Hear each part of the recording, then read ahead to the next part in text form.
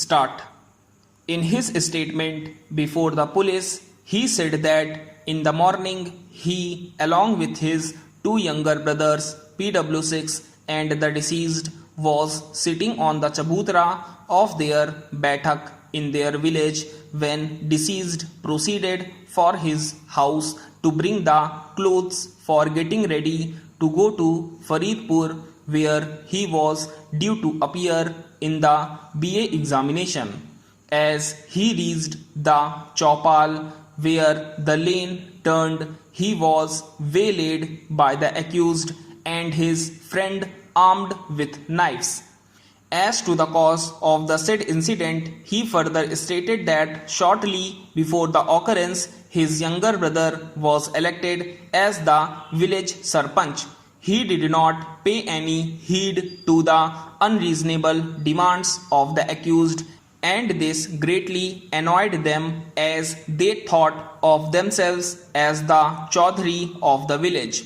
This had led to an alteration and an exchange of hot words between the two sides on the previous evening, but the matter was then patched up by discussion. He finally stated that the accused, in league with one another, had killed his brother by giving him knife and lathi blows. After the occurrence, he brought his friend to the civil hospital Kanpur, where he was declared brought dead. Dr. Kumar PW3, who was in the hospital on duty, sent information in that regard to the SHO PS, whereupon PW8 came to the hospital and took down the statement of the appellant. The FIR was delivered at the residence of the area magistrate on the same day.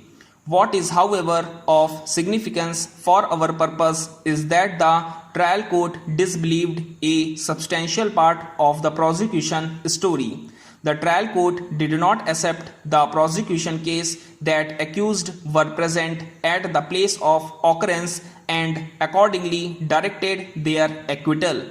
As regards the trial court pointed out that the 3 incised wounds on the person of the deceased that were attributed to him were, according to the medical evidence, post-mortem in nature, that is to say, those 3 injuries were inflicted after he was already dead.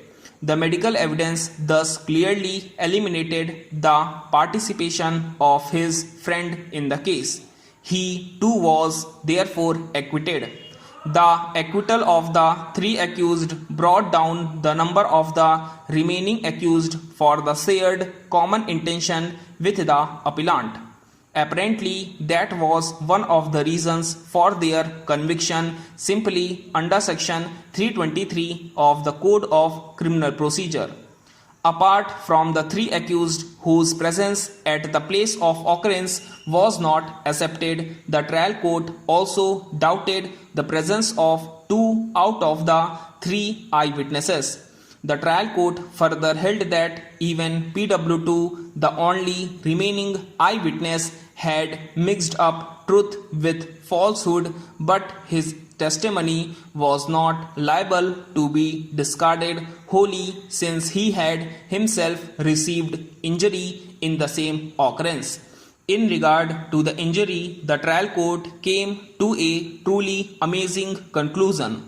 The injury on the hand of Ramesh was certainly in existence, and it was also proved by the medical evidence. Stop.